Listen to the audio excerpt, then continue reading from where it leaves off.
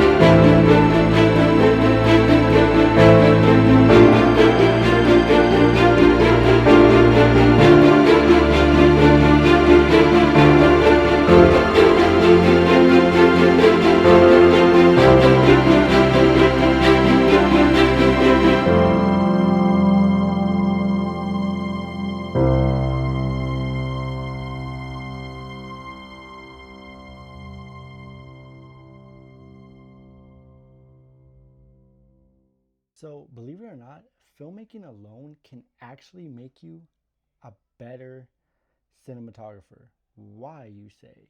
Because when there's nobody behind the camera, you have to think a lot harder and be a lot more sure about things, such as the framing, the angles, the lighting.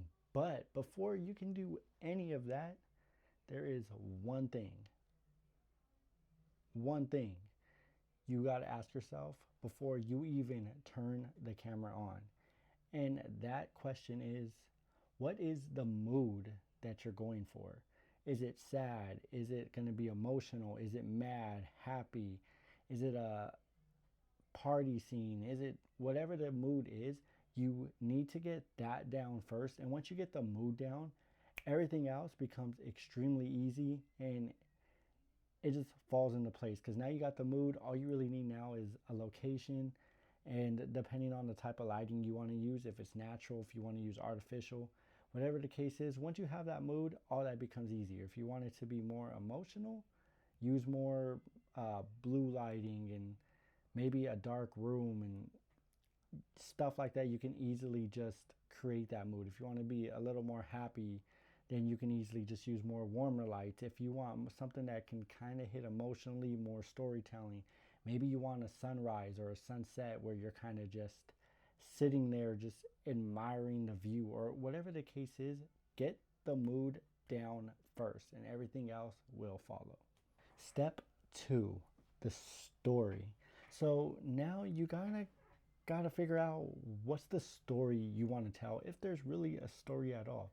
Like, I'm a huge fan of kind of just setting the mood and the tone to isolation, solitude, and just those type of feelings are the type of feelings that I like to portray. So I love nature. I am alone, so I'm forced to do a lot of that. So to that, I put that together.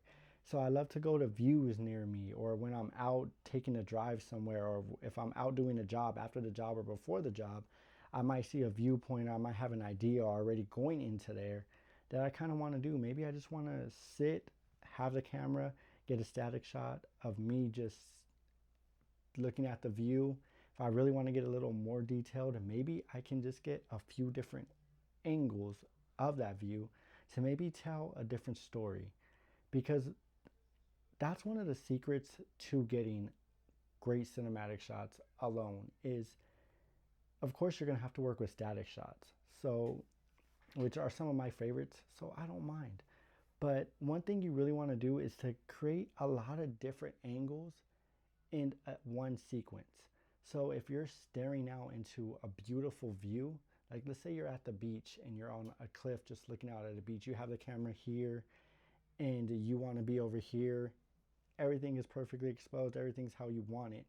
Now you can either just use that as a static shot and maybe put a caption or whatever the case and kind of just have the audience play off that mood alone, or you can get a lot of different angles from that one spot. Maybe you can get a wide of the whole thing that just kind of makes you feel, makes the character, I guess you could say, feel small in such a vast area. That creates a mood, that creates a story. People like to stop on that and kind of just admire it.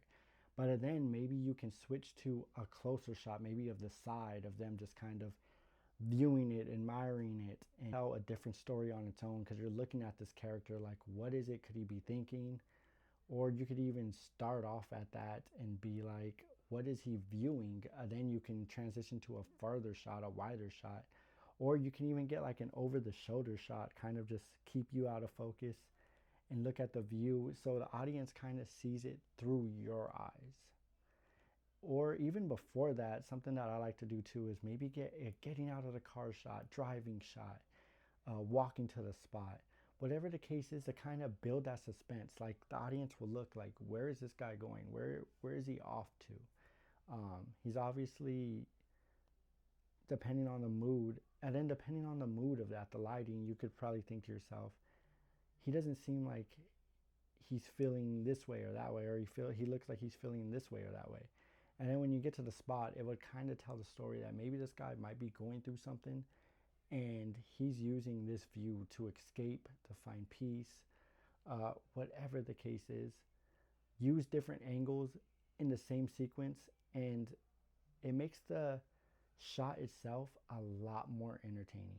Because when you just use different shots, it just tells that story, and then you have more clips to put in, and it just makes it a little more entertaining. And another thing that I like to get a lot of too, even if I don't end up using it, it's always good just to have, and that is B-roll. So B-roll, maybe like you're at a beautiful beach on the cliff, and maybe you can get some B-roll of just the view itself, or maybe if you don't want to expose that till your character is there or you're there, you can kind of just get some B-roll of the trees, the cars, the I don't know, the plants, you walking, whatever the case is. Just make sure to get some plenty of B-roll. Even again, even if you end up not using any of it, it's still important to get, just in case you want to break up some moments, and to kind of, if you want to make the film slower, you can add a few more B-rolls, like maybe you getting out the car. It could show you walking, it could show some trees, some plants, ocean waves, some people, to kind of break up those quick cuts. And it kind of slows the film down, because honestly, everyone has their own opinion on what they enjoy. Me personally, I love films that are slower. I'm not into today's fast, crazy cuts. Everything has to be super fast. Everything has to be happening all at once, or I get bored and click off. Like, to me, that's dumb. I'm not a fan of that. I like to look at a shot and admire the shot, admire the beauty of it, and just, I love to just tell my own stories with that character and think, what is this character feeling? What is he doing? Why is he there? Is he there to find peace? Is he there to just, because this is just his escape? Like, what is that character there for? And and B-roll can break a lot of that up. And even on really emotional shots, don't be afraid to hold that shot. You don't have to just hold it for a second or two and then quickly dip out to the next shot. Don't be afraid to hold that shot and let the audience get uncomfortable.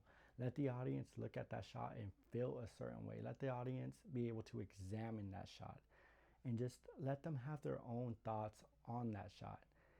And that's something I feel like what separates a really good filmmaker to an amateur filmmaker, is that a really good filmmaker isn't afraid to hold those emotional shots, aren't afraid to make the audience feel uncomfortable or make the audience feel a type of way from that shot. Instead of just seeing that shot's over with, audience forgot about it, they're already 3 clips down. Like, again, just hold that shot when it's important, when it's an emotional moment, and keep that shot and let the audience feel that. So, moral of the story is, if you want to start filming yourself, just remember, how do you want the audience to feel watching your films? What do you want them to think when they're watching your film? And don't worry too much about what is going to make a cool shot, because sometimes it's the shots that you might not think are the coolest that end up making for the most important or the best looking shot in the film. And honestly, what I've learned is you don't really need this full crew to create something amazing. All you really need is just yourself, a camera of any sort, even your phone, and just go out and create. Create something that you're proud of, create something that you love, and most importantly, create for yourself.